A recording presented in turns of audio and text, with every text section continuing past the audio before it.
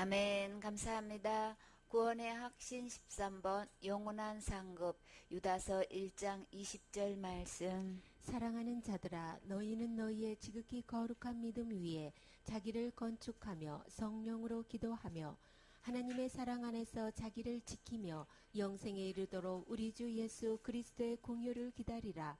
어떤 의심하는 자들을 긍휼히 여기라. 또 어떤 자를 불에서 끌어내어 구원하라.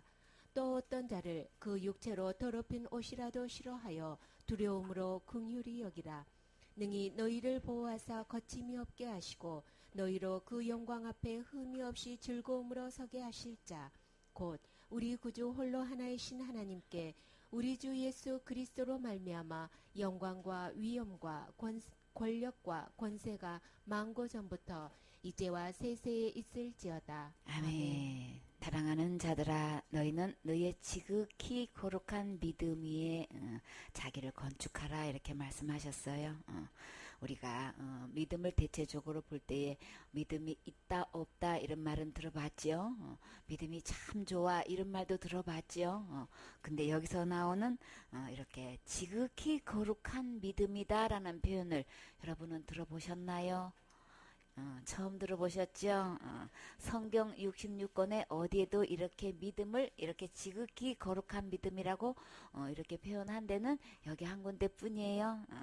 더 중요한 것은 주님은 이렇게 지극히 거룩한 믿음 위에 우리가 자기를 그 위에다가 건축을 하라고 지금 이렇게 말씀하고 계셔요.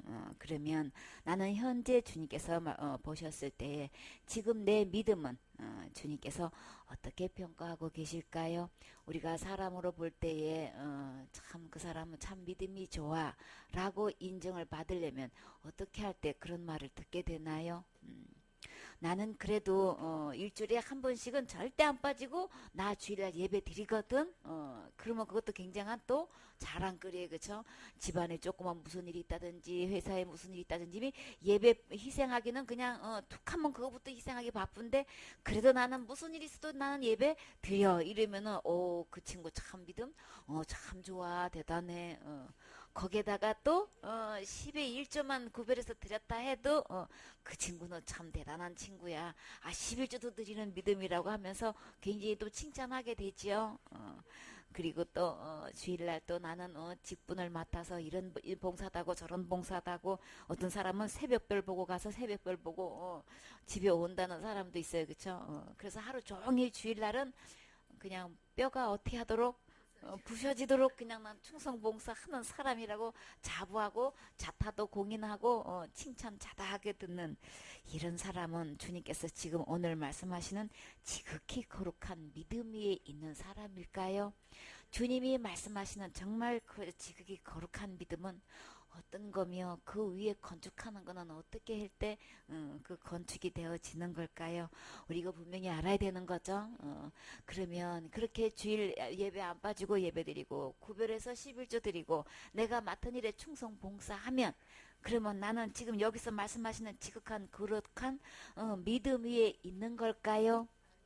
그렇게 하면 그렇게 칭찬 듣고 내 자신도 그렇게 인정하고 있으면 그 상태로는 그러면 천국은 갈 수 있는 걸까요? 우리가 정말 이 믿음을 놓고 볼 때에 이렇게 지극한 믿음에 나 자신을 건축하라고 주님 말씀하셨는데 이렇게 지극히 거룩한 믿음 위에 내가 지금 현재 있지 않다면 그러면 나는 지금 죽어도 천국 갈 수 있는 걸까? 이 지극히 거룩한 믿음은 과연 어떻게 하면 그런 믿음을 가질 수 있고 또 그 위에다가 나 자신을 이렇게 건축할 수 있을까요?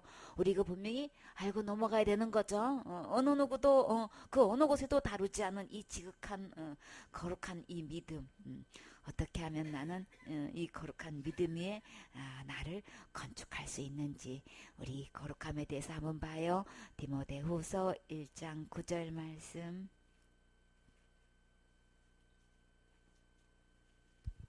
하나님이 우리를 구원하사 거룩하신 부르심으로 부르심은 우리의 행위대로 하심이 아니요 오직 자기 뜻과 영원한 때 전부터 그리스도 예수 안에서 우리에게 주신 은혜대로 하심이라. 아멘. 하나님께서 우리를 구원하셨을 때에 우리를 어떻게 하고 부르셨다고 하셨어요?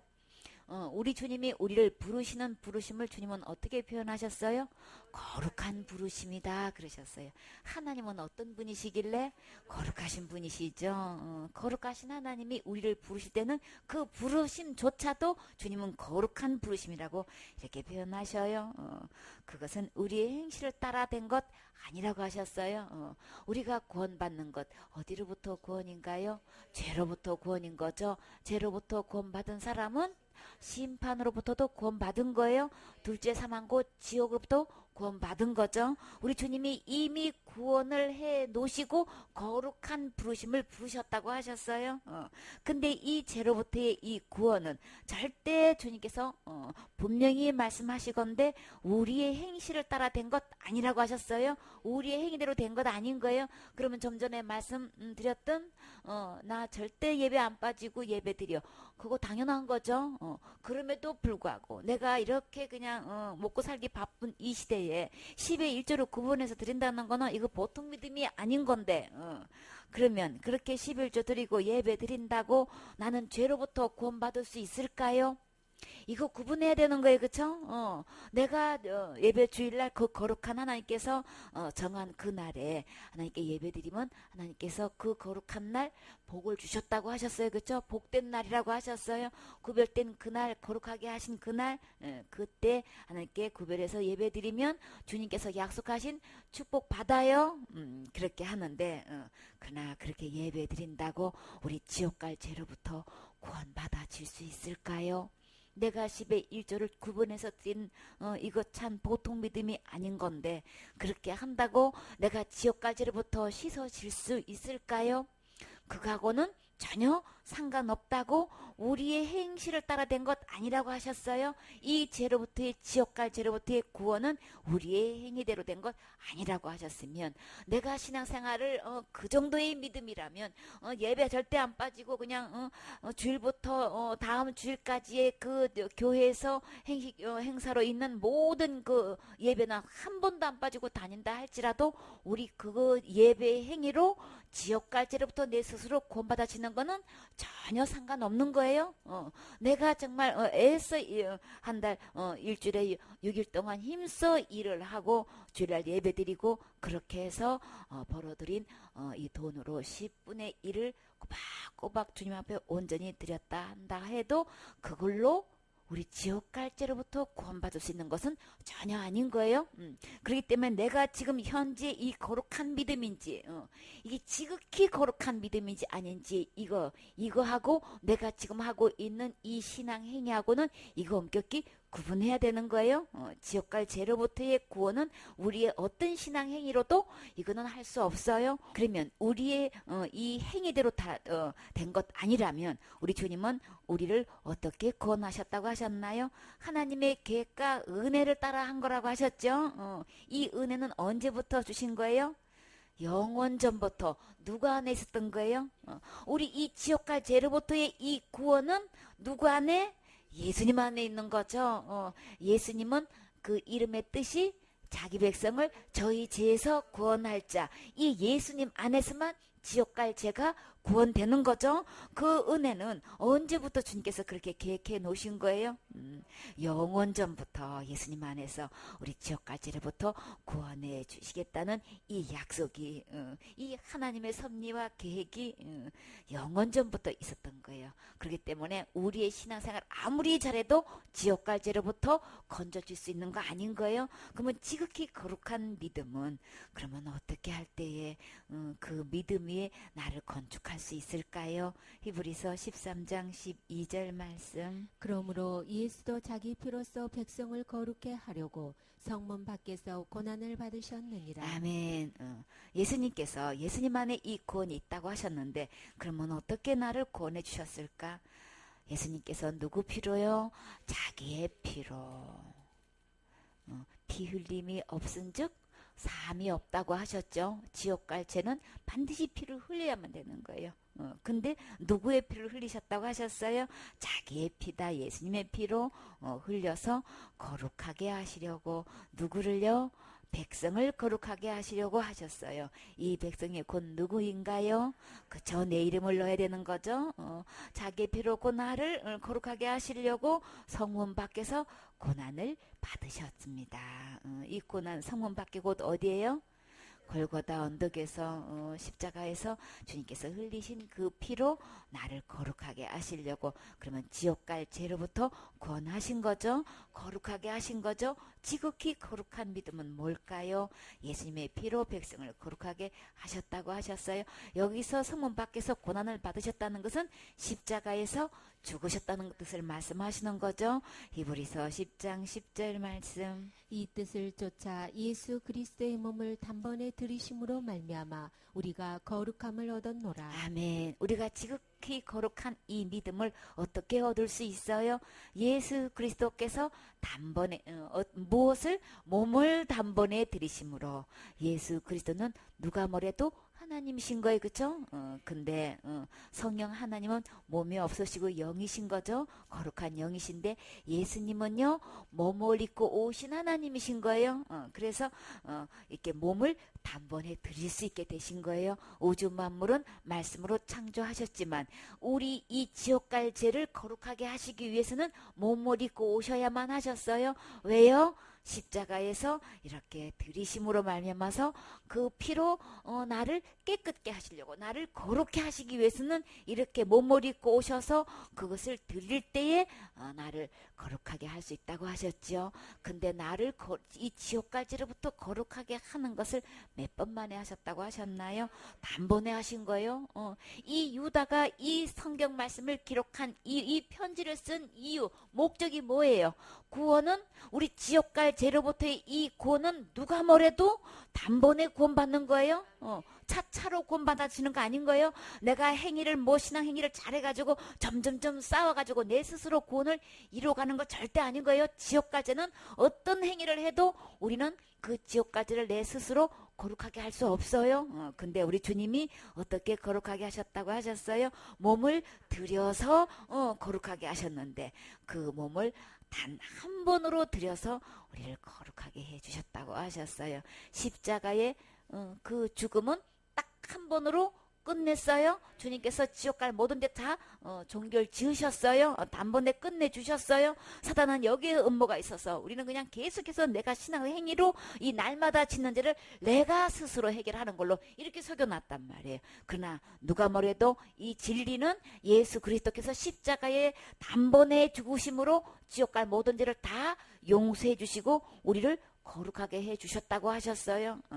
이렇게 우리 주님이 14절 말씀, 저가 한 제물로 거룩하게 된 자들을 영원히 온전케 하셨느니라. 아멘. 우리 주님이 십자가에서 단번에 들이심으로 말미암아서 우리를 거룩해 해 놓으셨는데 이 거룩함은 이 예수 그리스도의 한 제물로 당신의 몸을 들이심으로 우리를 거룩하게 했는데 그 거룩하게 한 그 효력이 언제까지라고 하셨나요? 영원히 온전케 하셨어요. 그러면 내 과거제든 현재제든 미래제든 우리 주님은 단번에 당신의 몸을 들이심으로 거룩해서 이것이 효력이 영원토록 같다면 그럼 우리의 신앙 행위가 여기에 결부되어 있나요?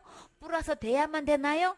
절대 우리의 행위로서는 구원받을 수 없다고 분명히 말씀하셨고 우리 주님이 몸으로 오셔서 단번에 들이심으로 우리를 영원히 거룩해 해주셨다고 하셨어요. 그러면 이 지극히 거룩한 믿음은 나는 지금 그 믿음 위에 내가 지금 이 위에 서 있느냐 말이에요. 근데 여기서 지극히 거룩한 믿음을 주님은 뭐라고 표현하셨어요? 너희는 너희의 지극히 거룩한 믿음 위에 그랬어요.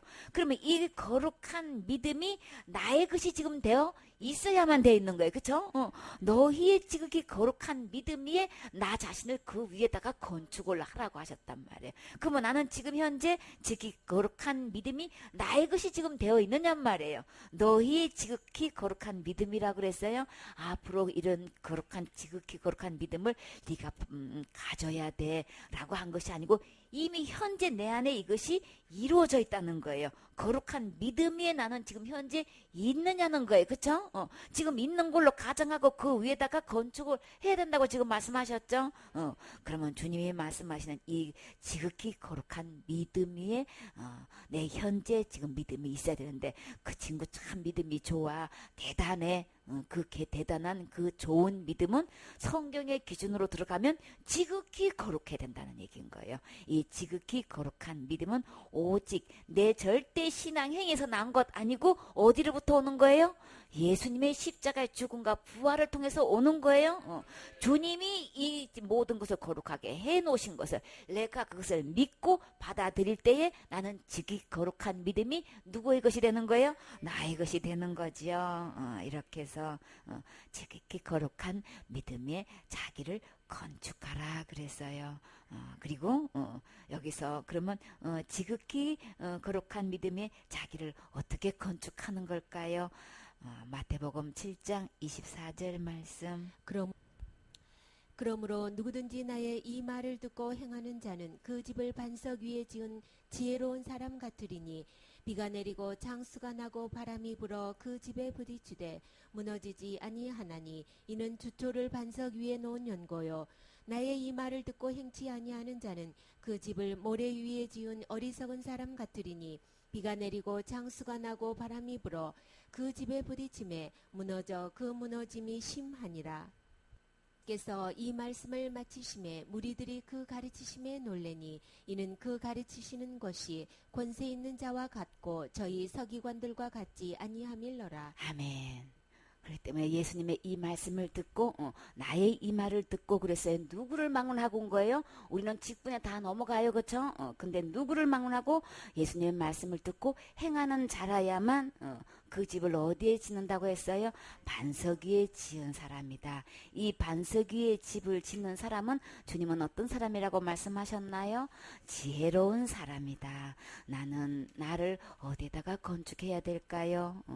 예수님의 말씀을 토대로 하고 그 위에다가 우리 반석 위에다가 우리 집을 지어야 되는 거죠. 이렇게 예수님의 말씀을 최종 권위를 두고 그 말씀대로 그 위에다가 건축을 할 때에 나는 정말 비가 내리고 창소가 나고 바람이 불어올 때에 그것이 내 집에 부딪혔을 때는 그것이 어떻게 되어지나요? 우리는 정말 우리는 누구의 말을 듣고 어떻게 나는 건축하고 있는지에 따라서 결국은 우리가 비를 맞게 되고 창소가 나게 되고 바람이 불어올 때에 그 집이 튼튼히 서 있어야만 되는 거예요. 그렇죠? 나는 어디 위에다가 건축한 이 건축의 결과가 어떤 것이 불어와도 이것이 집이 우뚝 서 있어야 되는 것이 그냥 이게 다 무너져 버리면 그거는 절대로 지혜로운 사람 아닌 거예요. 그렇죠? 진짜 지혜로운 사람은 이런 일이 일어났을 때도 이것이 절대 무너지지 않아야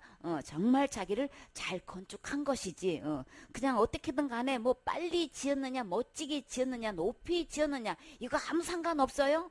사람은 그냥 디자인해 보고 높이를 보고 뭐든 뭐 어떤 재료를 했느냐 여기다가 그 관심을 갖고 있지만 우리 주님의 관심은 어디에 있어요? 주초에 있어요. 누구 말을 듣고 어디다가 이게 건축을 했느냐가 여기 있단 말이에요. 지극히 거룩한 믿음 위에 자기를 건축하라고 하셨는데 우리 주님은 반드시 내 말을 듣고 행해야 되는 거다. 우리는 누구의 말을 듣고 있는지 너무나 많은 사람들이 신학에다가 자기의 믿음을 근거를 두고 있어요. 자기를 어디다가 기초를 두고 있냐면 예수님 말씀은 간 곳도 없고 우리 신학은 그렇게 가르치지 않고 우리 교류는 그렇게 가르치지 않고 우리를 가르치는 학자의 말은 그렇지 않고 전부 다 그냥 사람의 말에다가 기준을 두고 자기를 건축하고 있단 말이에요. 그러면 세월이 지나고 정말 나에게 어느 날 갑자기 죽음을 맞이했을 때 나는 진짜 어디로 갈 수 있느냐 말이에요. 내가 천국 가고 지옥 가는 이 죽음이 맞이됐을 때는 정작 우리는 천국 가야 이기는 거죠. 나는 어디에다가 나를 건축했느냐 말이에요. 그렇게 많은 사람들의 숫자가 학설에다 두고 있고 교리에다 두고 있고 창설자의 말에다 두고 있고 상식에다 두고 있지요. 전부 다 보면은 그냥 사람의 도리에다가 두고 있고 그죠. 그냥 사람의 윤리다 도덕에다가 두고 있고 윤리다 두고 있고 이런 것으로 다 토대를 두고 거기다가 잣대를 두고 자기를 건축하고 있지만 정말 정작 죽음을 맞이했을 때는 내가 천국을 갈 수 있어야 건축을 누가 봐도 잘한 거예요. 그쵸? 근데 진짜 지혜로운 사람 자기를 건축하는 이 어디에다가 주초를 놓고 건축했느냐. 누가 뭐래도 아무리 소수라 할지라도 예수님의 말씀에다가 근거를 두고 건축을 한 사람은 어느 날 갑자기 죽음이 맞이한다 할지라도 그 집이 절대 무너지지 않는다고 했어요. 그 연고가 어디에 있다고 하셨나요? 이는 주초를 반석 위에 놓은 연고요. 내가 어떤 유명한 신학을 나왔는지 몇 년을 공부했는지 내가 목회 생활 속에서 몇십 명 몇만 명의 교인이 이렇게 목회를 했는지 거기에 아무 상관없어요. 주님은 어디에 연고라 그랬어요? 그 주초를 반석 위에 놓은 연고 때문에 이 집이 절대로 무너지지 않는다고 하셨어요. 많은 사람은 교인이 몇 명이야, 어떤 신학 나와서 어디 출신이야, 막 여기다가 지금 너무나 많은 사람이 여기다가 기준을 두고 있는데, 근데 주님은 내 말을 듣고 행하는 자라야 절대 무너지지 않는다고 주님은 말씀하셨어요. 그러면 나는 이 지극한 거룩한 믿음 위에 나를 건축하라고 주님은 말씀하셨는데, 지금 현재 나를 내가 짓고 있는 이 건축물이 나는 지금 현재 어디다 두고 있을까요? 지금까지 나는 하나님의 말씀을 기초두지 않고 이렇게 사람들이 말하는 세상 길로 갔다면 난 지금이라도 얼른 빨리 이 주초 되신 주님께로 돌아오셔야 되는 거죠. 기초 되신 반석 되신 주님께로 돌아오셔야 되는 거, 다시 지금이라도 이 주초 위에 이 반석 위에 건축해야 되는 거죠. 계속해서 이렇게 사람의 말대로 사람의 생각대로 이렇게 고집 부리다 보면, 그러면 나에게는 어떤 일이 일어날까요? 나의 이 말을 듣고 행치 아니하는 자는 그 집을 어디다 지은 집인 거예요? 모래 위에 지은 어리석은 사람이다 그랬어요. 그래서 지혜로운 사람과 어리석은 사람으로 주님은 이렇게 구분하시면서, 그 말은 예수님의 말씀을 똑같이 듣고도 그대로 준행하는 사람과 준행하지 않는 사람의 두 길로 딱 나눠서 이렇게 말씀하셔요. 그래서 똑같이 비가 내리고 창수가 나고 바람이 불었을 때 이렇게 모래 위에 지은 사람은, 어리석은 사람은, 자기 생각대로 자기 고집대로 한 사람은 그 집이 어떻게 되나요? 그 집에 부딪힘에 무너져 그 무너짐이 심하니라. 그래서 뭐 수입해서 수입한 돌로 건축을 했든 아주 유명한 사람이 건축을 했든 그죠? 거기에 전혀 주님은 그것으로 말씀하시지 않고 어디에다가 건축을 했느냐, 기초를 어디에다가 뒀느냐, 여기서 무너지고 무너짐이 심하고 차이가 있다고 하셨죠.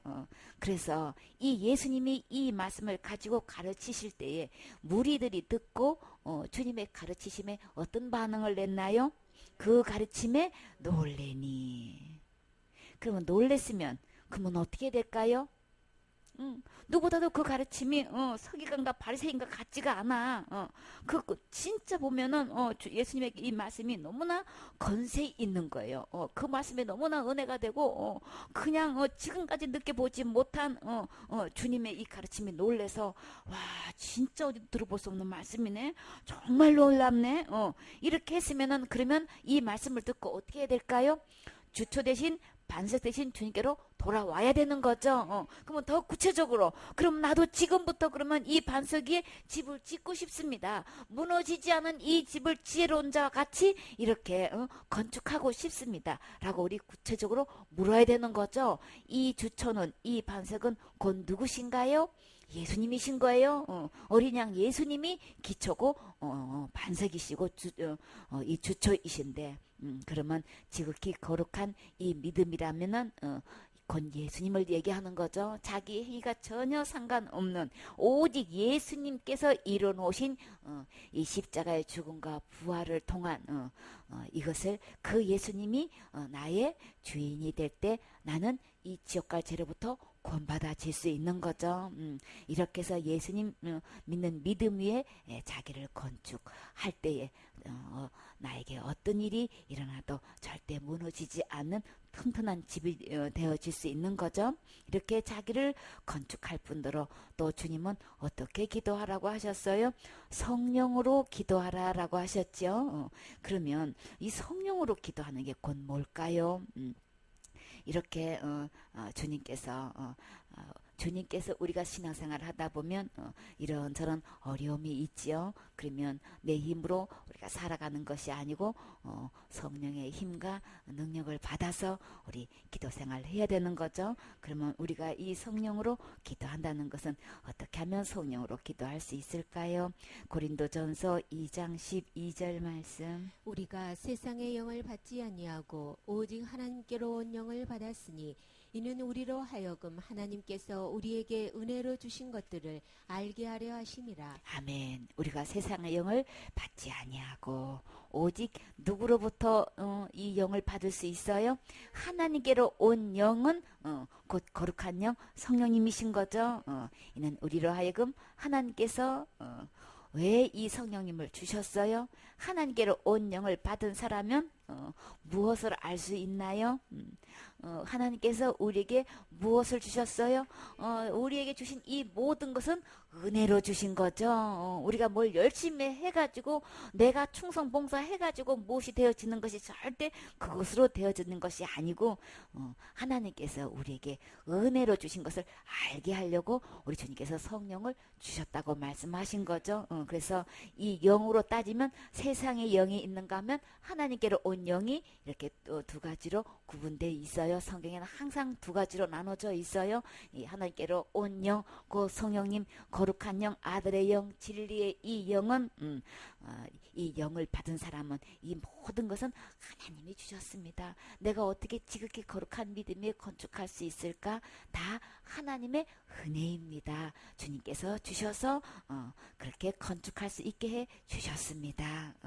이렇게 주님께서 성령으로 기도할 수 있는 것은 이렇게 주님께서 우리에게 이 영을 주셔서 모든 것은 하나님께서 은혜로 주신 것을 알게 하시려고 우리에게 성령을 주신 거예요. 그러면 성령 안에서 기도하라고 하셨는데 그러면 우리에게 이렇게 살아가다 보면 이런저런 어려움도 있고 모든 필요도 있어요. 그렇죠? 그러다 보면 내 힘으로 할 수 없는 한계를 넘는 문제는 우리는 누구한테 기도하고 있나요?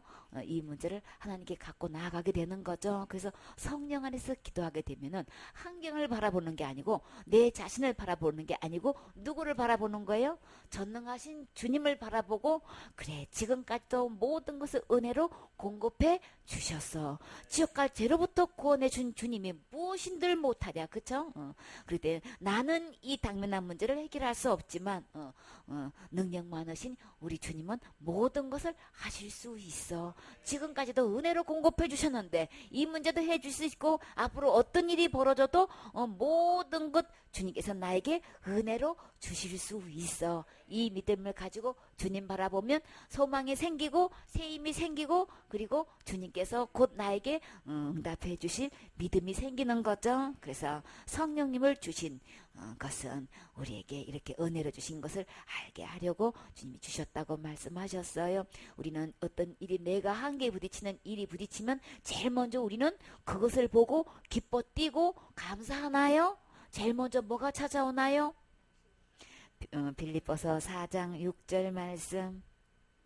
아무것도 염려하지 말고 오직 모든 일에 기도와 간구로 너희 구할 것을 감사함으로 하나님께 아뢰라. 그리하면 모든 지각에 뛰어난 하나님의 평강이 그리스도 예수 안에서 너희 마음과 생각을 지키시리라. 아멘. 우리 환경을 만나면 그냥 걱정하고 근심하고 그저 한숨 푹푹 씻게 되는 거예요. 그죠? 근데 우리 주님은 은혜로 주신 것들을 알게 하시려고 성령으로 기도하러 가셨는데 성령으로 기도하게 되면 아무 염려하지 않게 되는 거죠. 그리고 오직 모든 일에 우리 주님께 기도하고 간구하라고 하셨어요. 그렇게 되면은 성령으로 기도하게 되면 너희 구할 것을 감사함으로 하나님께 아뢰 수 있게 된단 말이에요. 뭐 은혜로 주님께서 다 주실 건데 뭐 그쵸? 그래서 이렇게 내가 감당할 수 없는 일이 이렇게 벌어지게 되면은 다 누가 하신 것을 알게 하시려고 주님이 다 주셨어요. 주님이 다 해결해 주셨어요. 주님이 다 공급해 주셨어요. 누구를 나타나게 해 주셔요?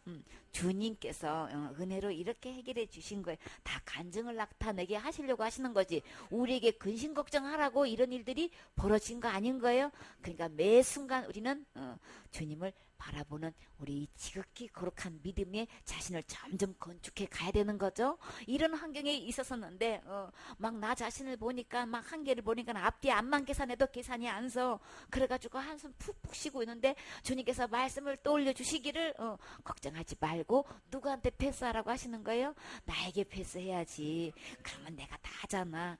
그렇게 하니까 맞아. 지금까지도 주님 해결해 주시는데 이렇게 해서 주님께서 그것을 딱 맡아서 멋지게 해결해 주신 거 보면 우리는 또 주님이 이렇게 은혜로 해결해 주셨어요 하고 또 해결해 주신 주님, 은혜로 모든 것을 공급해 주신 주님을 우리는 찬양하게 되는 거죠. 이렇게 주님을 높이는 이 간증을 하게 된단 말이에요. 그러면 나는 어떻게 건축해요?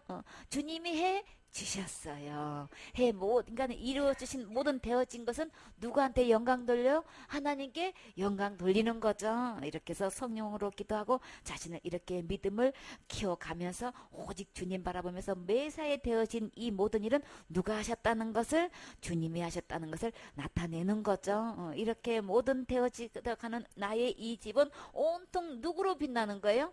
주님으로 빛나는 거죠.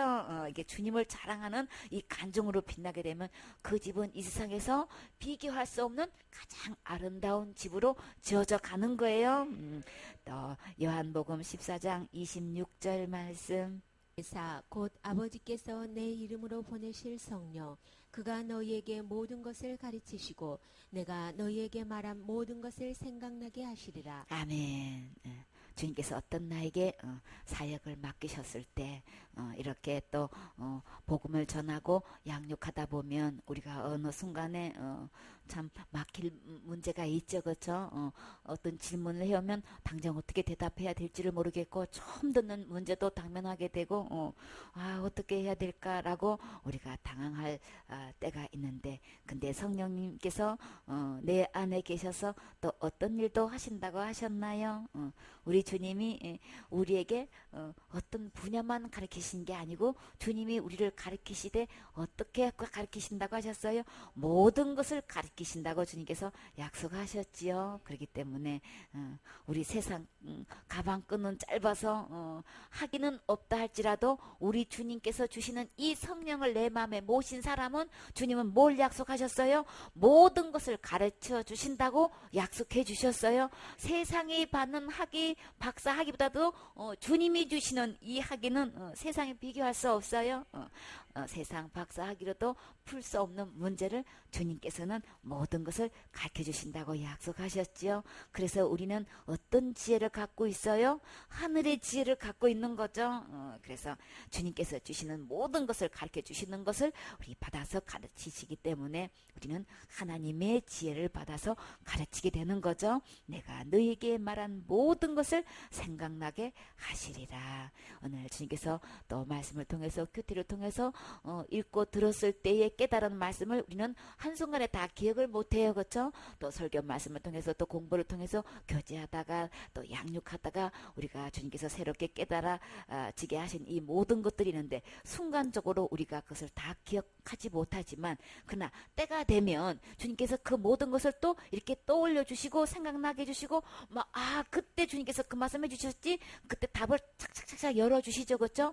주님께서 조명해 주셔가지고 어떤 말씀을 그 부분을 딱 떠올려 주시죠. 진짜 너무 신기하죠. 들었던 말씀, 가르침을 받았던 그 순간의 말씀을 주님께서 기억해 주셔서 그 순간에 필요한 모든 것을 주님께서 생각나게 해주시고 가르칠 수 있도록 주님께서 지혜를 주셔요. 그렇죠? 그렇기 때문에 우리가 기도할 때는 나 자신을 절대 의지하지 않고 오직 이 모든 환경을 초월해서 능히 하실 전능하신 하나님을 바라보면 주님께서 모든 것을 생각나게 하시고 가르칠 수 있는 이렇게 답을 주시죠. 그렇기 때문에 우리의 기도는 성령 안에서 기도하라 라고 말씀하셨어요. 이렇게 늘 가르쳐 주시고 생각나게 해 주시고 모든 것을 은혜로 공급해 주시는 우리 주님이 내 안에서 이 모든 것을 하신다고 생각하면 절대 세상 염려가 내 안에 들어와서 나를 어둡게 하지 않지요. 그럼 우리는 항상 밝은 표정으로 기쁜 마음으로 우리 주님 끝까지 바라보면 핀 꽃이 돼서 감사하면서 사명 감당할 수 있게 되는 거죠. 이렇게 해서 나날이 되어지는 이 모든 일 우리 주님께서 주시는 이 사명 감당할 수 있는 거죠. 유다서 1장 21절 말씀. 하나님의 사랑 안에서 자기를 지키며 영생에 이르도록 우리 주 예수 그리스도의 긍휼을 기다리라. 아멘. 하나님의 사랑 안에서 자기를 지키라 그러셨어요. 예, 하나님의 사랑의 울타리 안에서 내가 살아야 되겠죠. 주님은 어떤 분?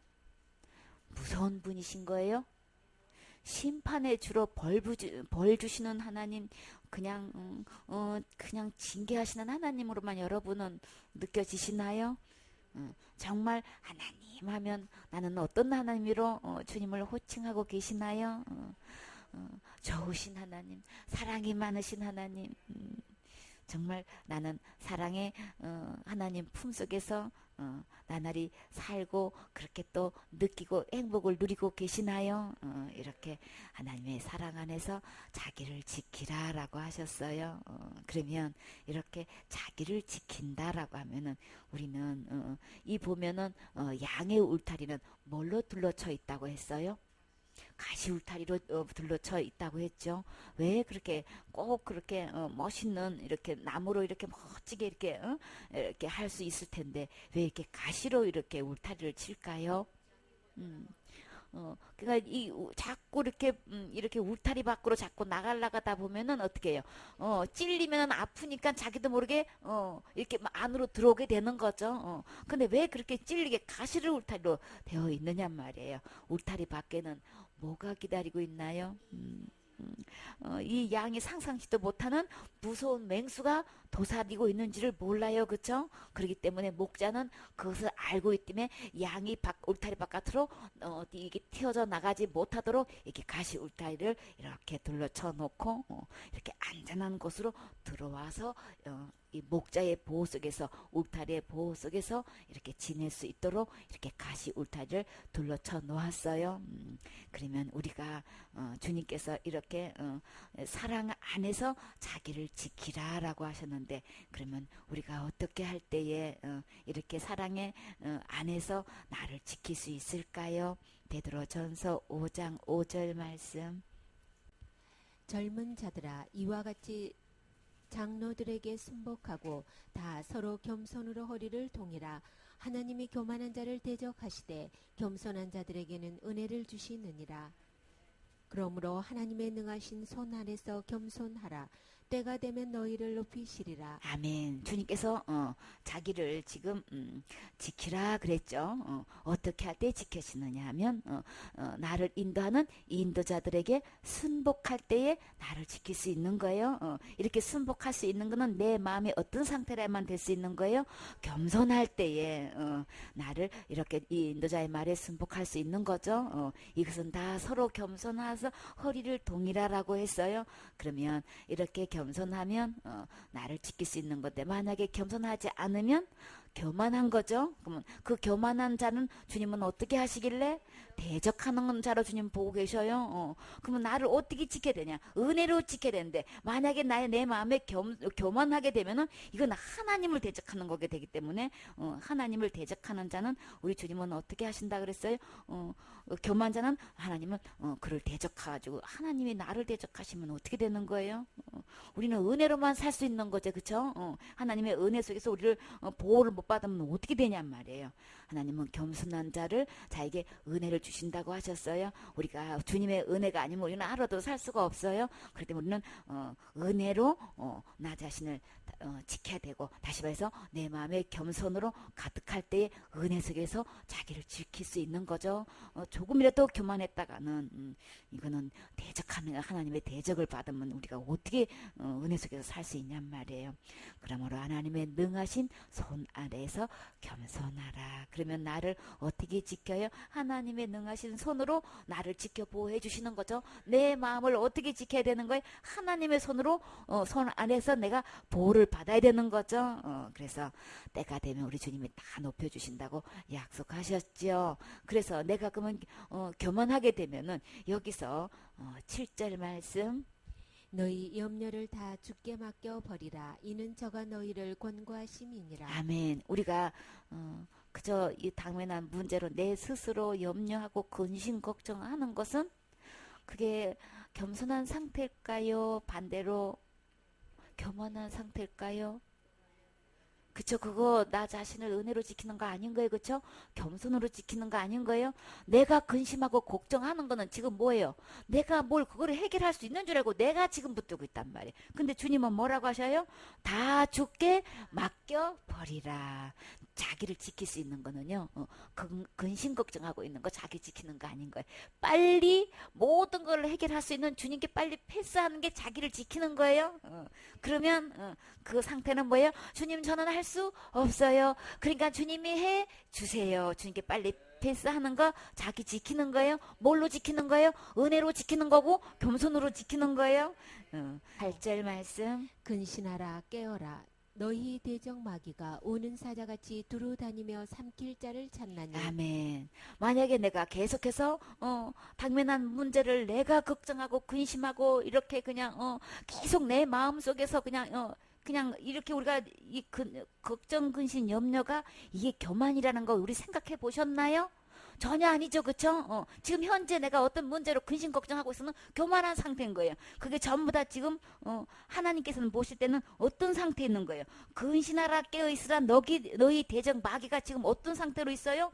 우는 사자같이 돼가지고 두루 찾아다니면 지금 나를 삼키려고 하고 있단 말이에요. 그러면 염려, 걱정, 근심 하고 있는 이 상태는 지금 어떻게 해요? 울타리 밖으로 지금 나가 있는 상태인 거예요. 가시 울타리로 쳐져서 이빨리 안으로 들어오라 그랬죠? 내가 근심 걱정하고 있는 이 상태도 교만한 상태고 지금 울타리 밖으로 나가서 이 사자한테 지금 표적이 되고 있단 말이에요. 삼키게 되어 있는 거예요. 그렇기 때문에 내 마음을 어떻게 지키는 거예요? 은혜로 지켜야 되는 거예요. 이 모든 되어진 이거 문제 빨리 주님께 패스해서 은혜로 내 마음속에 가득 채워져 가지고 모든 것을 평안과 감사가 있어야 되는 것이지. 내가 이 문제를 갖고 있어 가지고 그냥 근심 걱정하면은 이게 울타리 밖에 하나님 손 보호 밖에 나가 있어 가지고 사단이 이거를 나를 삼키려고 지금 찾아다니고 있단 말이에요. 울타리 밖으로 나가서 이 사자한테 먹히는 이 표적이 돼서는 절대 안 되는 거죠. 사자는 계속해서 지금 우는 사자처럼 돼가지고 두루 지금 삼키지를 찾고 있단 말이에요. 그렇기 때문에 어떤 문제도 간에 근심 걱정하고 우울에 빠져 있지 마세요. 빨리 자신을 어떻게 지켜요? 은혜로 지키고 감사로 지키고 하나님을 바라보고 기뻐하고 즐거워할 때에 자기를 지키는 거예요. 그래서 온통 주님의 은혜 속에서 내가 충만하고 은혜 속에서 주님을 바라볼 때가 가장 강한 상태인 거죠. 그래서 나 자신을 바라보고 환경을 바라보지 마시고 전능하신 주님을 바라보고 새 힘을 얻어서 주님 안에서 기뻐하고 즐거워하면서 주님께서 주시는 이 은혜를 누려야 되는 거죠. 잠언 4장 23절 말씀, 무릇 지킬 만한 것보다 더욱 내 마음을 지키라. 생명의 근원이 이에서 남이니라. 아멘. 그래서 내 마음을 우리는 은혜로 지켜야 되는 거죠. 생명의 근원이 이에서 나기 때문에 오직 생명의 근원은 예수님이신 거예요. 그렇죠? 우리 꼭 예수님을 언제든지 바라보고 주님께 모든 것을 내어 맡길 때에 내 마음은 은혜로 튼튼히 지켜지는 거죠. 디모데후서 2장 1절 말씀. 내 아들아, 그러므로 내가 그리스도 예수 안에 있는 은혜 속에서 강하고 또 내가 많은 증인 앞에서 내게 들은 바를 충성된 사람들에게 부탁하라. 저희가 또 다른 사람들을 가르칠 수 있으리라. 내가 그리스도 예수의 좋은 군사로 나와 함께 고난을 받을지니 군사로 다니는 자는 자기 생활에 얽매이는 자가 하나도 없나니 이는 군사로 모집한 자를 기쁘게 하려 함이라. 경기하는 자가 법대로 경기하지 아니하면 면류관을 얻지 못할 것이며 수고하는 농부가 곡식을 먼저 받는 것이 마땅하니라. 아멘. 우리가 예수님 안에서 은혜서 강한 자가 될 때에 주님은 많은 사람들 앞에서 증인이 될 수 있는 거예요. 진짜 증인은 뭐냐고요. 내 안에 주님께서 이루어주신 이 은혜 속에서 강할 때에 증거할 수 있게 되는 거예요. 우리는 내가 나를 나타내는 것이 아니고 누구를 나타내야 되는 거예요? 예수님을 나타내야 되는 거죠. 그래서 내가 은혜 속에서 충만할 때에, 은혜 속에서 강할 때에 많은 사람 앞에서 내가 서서 증인이 될 수 있는 거고, 그 속에서 또 누구를 만날 수 있나요? 충성된 사람을 만날 수 있게 되는 거죠. 그래서 우리가 복음을 전하고 양육할 때에는 은혜 속에서 강한 자가 될 때에 이 충성된 사람도 만날 수 있는 거예요. 내가가 나서서 내가가 뭘 하게 되면은 절대 이거는 강한 상태도 아니고 그 증인은 주님을 나타내는 것이 아니고 나를 나타내게 된단 말이에요. 그러면 이 사역의 열매가 현저하게 이게 결국은 나타나게 돼 있어요. 그러면 이 내가 주님 앞에서 장구하게 쓰임 받으려면 내 안에서 주님께서 이루신 은혜 속에서 강해서 그것이 내 안에 이루어지고 그것으로 통해서 증거할 때에 진짜 주님께서는 그로 통해서 충성된 일꾼을 만나게 해주신단 말이에요. 그래서 주님께서 주시는 이 귀한 이 사명을 그들에게 부탁할 수 있게 되는 거죠. 그래서 우리는 내 마음에 항상 은혜로 지킬 뿐더러 이렇게 은혜에 강한 증인이 돼가지고 이 충성된 사람들에게 주님께서 주시는 이 사명을 우리 부탁할 수 있어야 되는 거죠. 그래서 그가 다른 사람들을 가르칠 수 있으리라. 종류가 종류를 나눈다고 했어요. 주님께서 주신 이뤄놓으시는 것, 이것을 받아 누리는 이것이 가장 강한 상태인 거예요. 이렇게 해서 우리가 양육하되 내가 그리스도 예수의 좋은 군사로 나와 함께 고난을 받을지니. 진짜 좋은 군사는, 예수님의 좋은 군사는 은혜 속에서 강한 상태로 있을 때에 좋은 군사가 되는 거예요. 맨날 세상 염려나 근심이나 하고 있고 모든 문제를 그냥 내가 나서서 하려고 하다 보면은 이게 절대로 주님 볼 때는 가장 약한 상태인 거예요. 이거는 그리스도의 예수의 군사라고 할 수가 없어. 예수님의 군사는 주님 앞에 딱 그냥 보고하고 패스하고 주님께서 이제 주님이 다 해주실 거야. 근심 걱정을 내가 끌어안고 있는 게 아니고 주님께 딱 기도하고 그냥 주님 이루어 주세요. 주님 해결해 주세요. 딱 맡기고 그저 주님께서 지금까지 나에게 은혜로 해주신 것 이거 받아가지고 또 사람들에게 그저 주님이 오늘도 이 문제를 이렇게 해결해 주셨어요. 또 이렇게 해주셔. 전부 다 주님께 내어 맡긴 것 가지고 간증이 무궁무진할 수 있도록 이런 증인이 되셔야 되는 거죠. 그래서 그런 군사를 주님은 예수의 좋은 군사다라고 이렇게 말씀하셨어요. 그러면 이렇게 예수님의 좋은 군사는 어떤 앞으로 일이 일어나도 어떤 고난이 닥쳐와도 이 근심과 염려 이 덫에 빠지지 않아요. 그쵸? 그래서 주님께서 다 해결해 주셔. 걱정하지 말어. 그러면 아무리 깊은 구덩이가 있어도 그냥 큰 믿음의 바퀴는 그냥 가볍게 넘어가게 되는 거죠. 지극히 거룩한 믿음에 자기를 건축해가지고 성령 안에서 자기를 기도하고 성령 안에서 이렇게 자기를 지킬 수 있는 것 오직 주님의 은혜뿐인 거예요. 그렇죠? 그러면 이것을 가지고 주님은 또 예수의 좋은 군사로 이렇게 또 표현해 주셨단 말이에요. 이 예수님의 좋은 군사는 절대로 이 군사로 다니는 자는 자기 생활에 얽매이는 자가 아니다. 자기 집안에 일어나는 모든 일에 여기에 얽매여가지고 그냥 거기에 또 빠져서는 절대 아닌 거죠. 그래서 생활에 얽매이지 않고 그것도 딱 주님께 패스해서 그죠. 그러면 우리 주님께서 이 모든 것을 주님이 선하게 해결해 주시죠. 자녀 문제도 남편 문제도 또 아내 문제도 여기서 매여가지고 아무리 내가 여기서 매여서 내가 고민하고 걱정한들 해결할 수가 없잖아요. 그렇죠? 이게 무심한 게 아니고 무책임한 게 아니고 전능하신 주님께 그 문제를 내어 맡기고 그저 나에게 주신 이 은혜로 주신 것들을 그저 오늘도 나아가서 증인의 삶을 살게 되면은 주님께서 이 모든 것을 해결해 주시죠. 그래서 이렇게 자기 생활에 얽매이지 않는 자는 주님이 뭐라고 하셨어요? 이 예수님의 좋은 군사는 이렇게 자기 생활에 얽매이지 않는데 이는 군사로 모집한 자를 기쁘게 하려 하심이라. 주님을 기쁘게 하면 원수의 문도 주님께서 다 무찌르게 해주시는 거죠. 이렇게 주님께서 다 해결해 주셔요. 다 원수하고도 다 화목하게 해주시나요. 주님을 기쁘게 하시면 무엇이든지 못되겠냔 말이에요. 자녀 문제도 가장 아름답게 해주시고 가정의 모든 문제도 주님의 최선의 길로 인도해 주셔요. 그래서 이렇게 예수님의 좋은 군사는 그저 그의 나라와 그 의를 우선순위를 두고 주님을 따르다 보면 주님께서 그러냐 하고 주님을 기쁘게 해주시면 주님께서 더해주시는 축복을 해주시는 거죠. 이렇게 경계하는 자가 법대로 경계하지 않으면 면류관을 얻지 못한다라고 하셨어요.